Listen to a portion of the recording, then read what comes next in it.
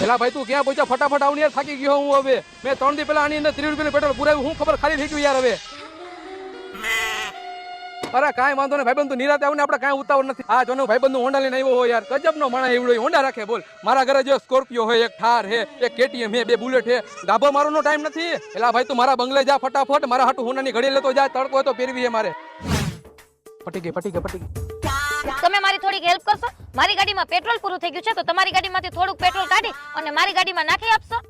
પણ ઈ પેટ્રોલના પૈસા હું તમને ઓનલાઈન કરી દઈશ, ઈ ઉપાધિ તમે ન કરો. પૈસાની કાંઈ ઉપાધિ નથી, પણ મારા ગાડીમાંથી પેટ્રોલ કાઢવું કેવી રીતે? શીશો ક્યાં? શીશો આવી રહ્યો.